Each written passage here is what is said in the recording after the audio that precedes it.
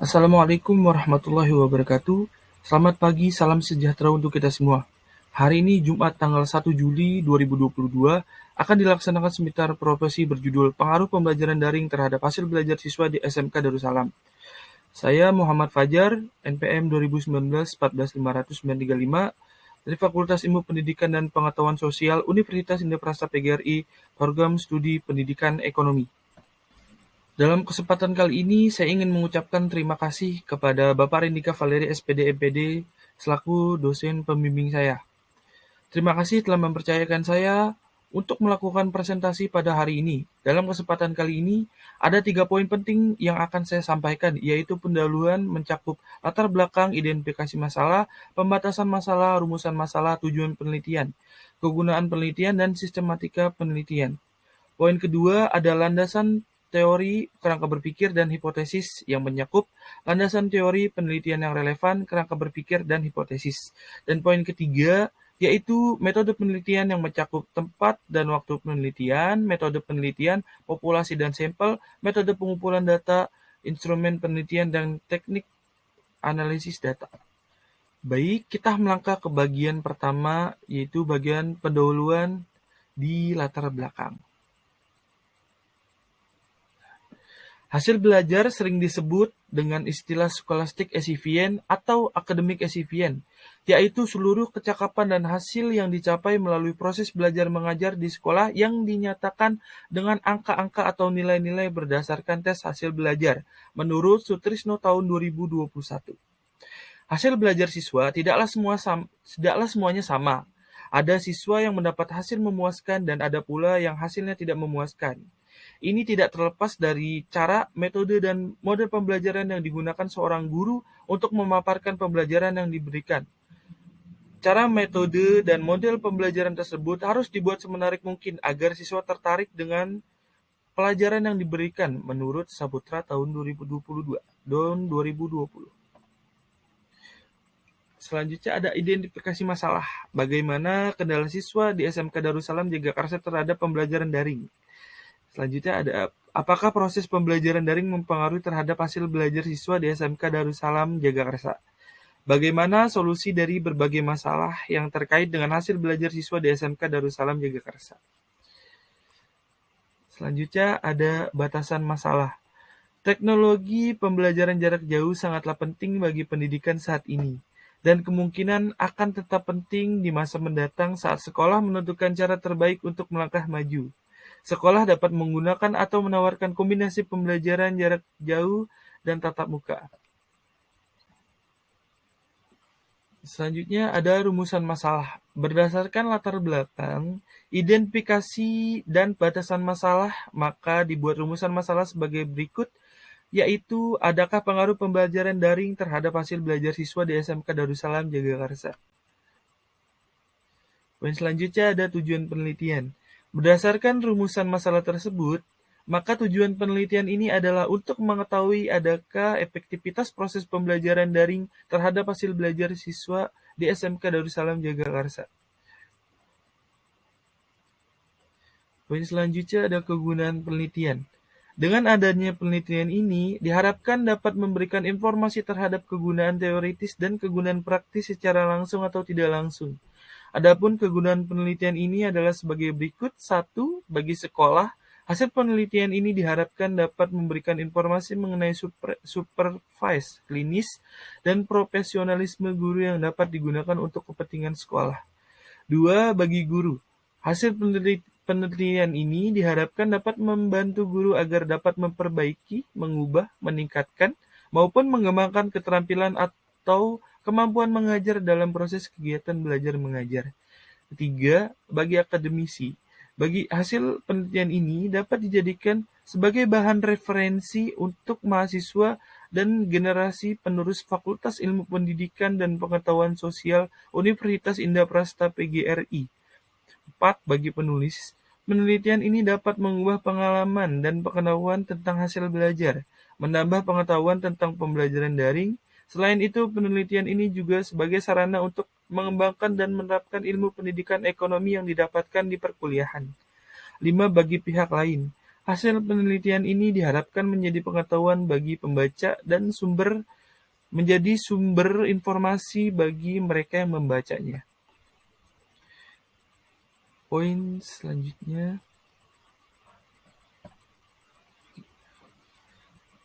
selanjutnya adalah landasan teori, pembelajaran daring variabel X. Jadi pengertian pembelajaran daring artinya adalah pembelajaran yang dilakukan secara online, menggunakan aplikasi pembelajaran maupun jejaring sosial. Pembelajaran daring merupakan pembelajaran yang dilakukan tanpa melakukan tatap muka, tetapi melalui platform yang telah tersedia. Ada macam-macam metode pembelajaran daring. Beberapa ahli sudah menggodok tentang metode pembelajaran daring yang cocok selama pandemi ini, di antaranya project-based learning, daring method, luring method, home visit method, integrate curriculum, dan yang terakhir ada blended learning. Manfaat pembelajaran daring dalam mengembangkan daring tidak hanya menyajikan materi pelajaran secara online saja, namun harus komunikatif dan menarik sehingga adanya manfaat dalam pembelajaran daring.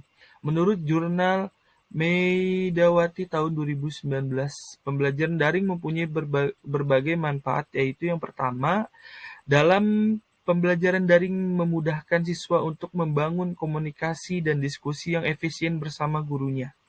Yang kedua, siswa dapat mengemukakan pendapat atau berkomunikasi antara siswa yang satu dengan yang lainnya tanpa melalui guru. Yang ketiga, memudahkan untuk berkomunikasi dengan guru, siswa, bahkan dengan orang tua. Yang keempat, media yang tepat dalam menggunakan kuis atau ujian. Yang kelima, guru dapat memberikan berbagai materi, baik itu video maupun gambar, dan juga murid dapat mengunduhnya setiap waktu. Yang keenam, memudahkan guru dalam membuat soal bisa di mana saja dan kapan saja tanpa adanya batasan waktu dan ruang. Indikator pembelajaran daring menurut Jamarah dalam Satra 2013 mengemukakan bahwa efektivitas pembelajaran daring bisa dilihat dengan 4 indikator. Indikator yang pertama, memiliki tujuan. Tujuan suatu pembelajaran adalah hasil belajar peserta didik. Poin kedua, kemampuan guru dapat mengelola pembelajaran. Indikator ketiga, proses pembelajaran ditandai dengan adanya aktivitas peserta didik.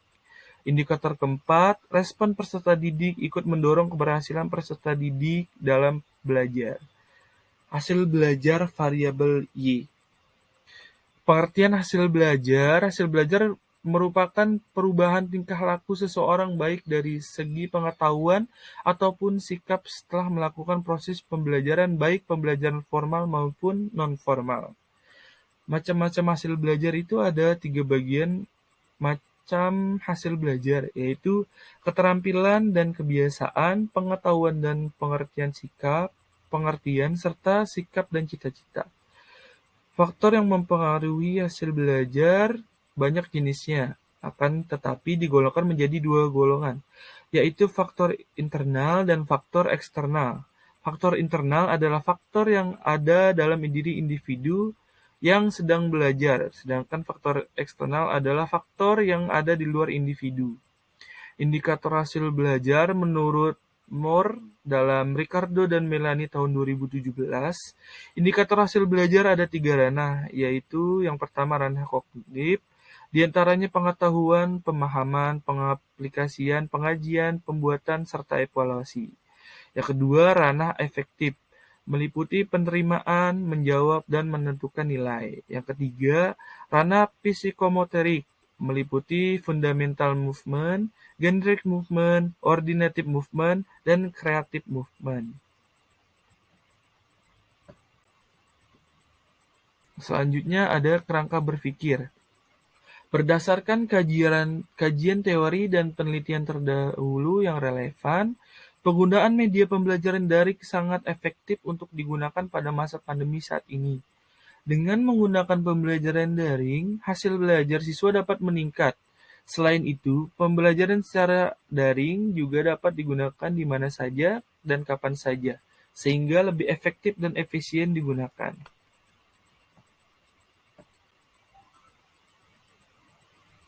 Selanjutnya ada hipotesis. Hipotesis adalah sebuah taksiran atau dugaan yang dirumuskan serta diterima untuk sementara, yang dapat menerangkan fakta-fakta maupun kondisi-kondisi yang diamati. Berdasarkan latar belakang dan kerangka berpikir yang ada, maka hipotesis dalam penelitian ini adalah terdapat pengaruh pembelajaran daring terhadap hasil belajar siswa di SMK Darussalam Jagakarsa. Poin selanjutnya ada metodologi penelitian. Yang pertama ada waktu dan tempat penelitian. Waktu penelitian, waktu penelitian dan pengumpulan data, peneliti membutuhkan waktu kurang lebih 5 bulan mulai dari bulan Maret 2022 sampai dengan Juli 2022. Tempat penelitian ini dilakukan di SMK Darussalam Jagakarsa Jakarta, Jalan Mokapi 2, RT 07 RW 08 nomor 28, Srengseng Sawah, Kecamatan Jagakarsa, Jakarta Selatan, kode pos 12640. Poin selanjutnya ada metode penelitian. Metode penelitian yang digunakan dalam penyusun skripsi ini adalah metode kuantitatif dengan pendekatan komparasi. Komparasi secara sederhana bisa diartikan sebagai perbandingan, yaitu membandingkan persamaan maupun perbedaan tentang benda, tentang orang kelompok, terhadap suatu ide atau prosedur kerja. Poin ketiga ada populasi dan sampel. Populasi merupakan wilayah generalisasi yang terdiri atas objek atau subjek yang mempunyai kualitas dan karakteristik tertentu. Populasi dalam penelitian ini adalah kepala sekolah, wakil kepala sekolah, guru, dan murid SMK Darussalam Jagakarsa. Selanjutnya sampel.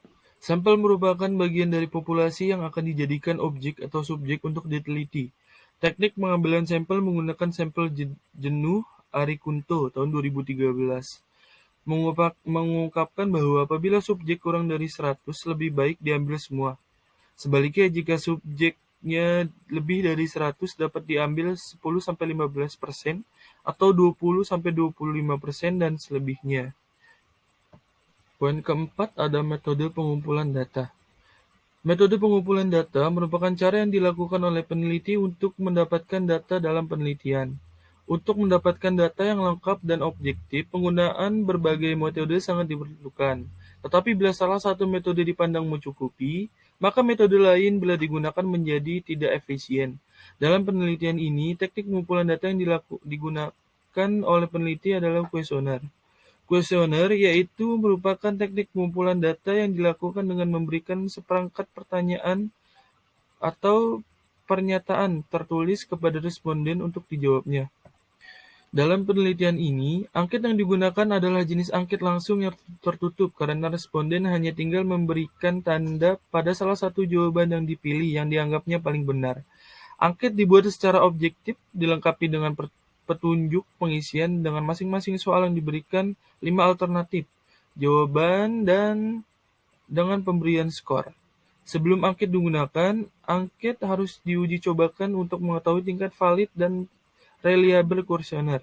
Kuesioner ini dibagikan kepada para siswa di SMK Darussalam Jagakarsa untuk mendapatkan data penelitian agar peneliti mampu mengetahui pengaruh pembelajaran daring terhadap hasil belajar siswa di SMK Darussalam Jagakarsa. Poin kelima ada instrumen penelitian. Instrumen penelitian digunakan untuk mengukur nilai variabel yang diteliti. Jumlah instrumen yang akan digunakan untuk penelitian berkaitan dengan jumlah variabel yang diteliti.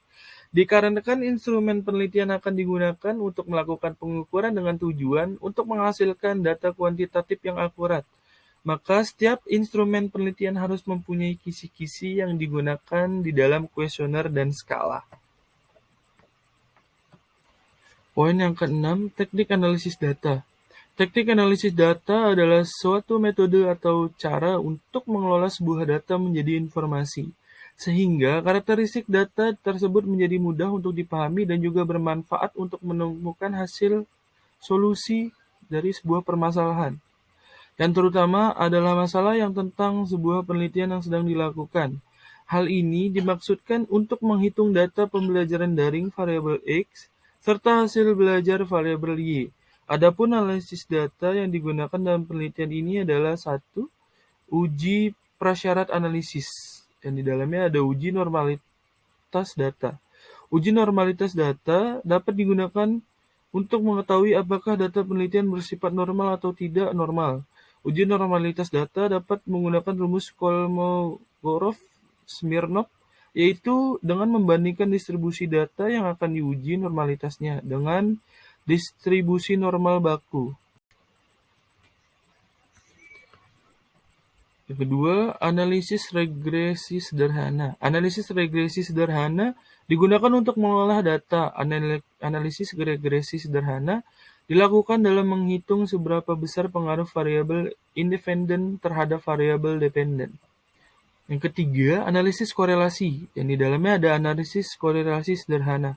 Korelasi adalah salah satu teknik statistik yang digunakan untuk mencari hubungan antara dua variabel atau lebih yang sifatnya kuantitatif.